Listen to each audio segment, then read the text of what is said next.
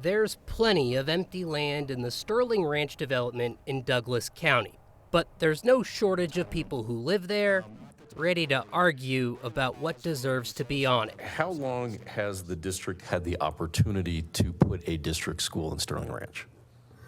Like I said, that school site was dedicated in 2015, so it took over 9 years. The Sterling Ranch development in Douglas County was approved 12 years ago, and part of that approval required the developer to set aside land for the Douglas County School District to build future schools. But the developer is seeking approval for a change from the county's Board of Commissioners, allowing a charter school to take some of the land and count it as fulfilling the obligation to build out the schools. Sterling Ranch promised neighborhood schools. This amendment makes that future unlikely. Parents showed up to speak against it, saying the amendment shouldn't happen. The promised neighborhood school shouldn't get to accept whomever it wants. We're giving a priority to all Sterling Ranch families, and then after that to Douglas County families. Douglas County School Superintendent Aaron Kane is also not on board with the plan.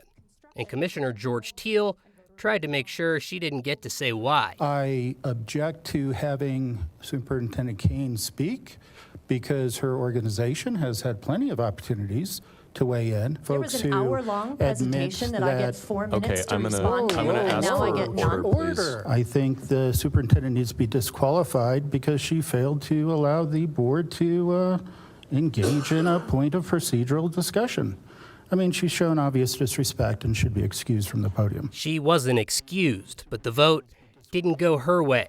The commissioners approved the application 3-0, saying a charter school is a public school. Well, I will second that motion given the fact that it won't alter the total number of public schools that will ultimately be serving this community.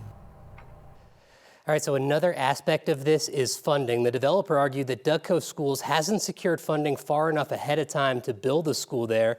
The district has big concerns with the precedent this whole thing sets. It wrote in a letter to the commissioners that if future developers try similar practices, it would, quote, cripple the district's ability for future schools and students. Spencer Soisher, 9 News.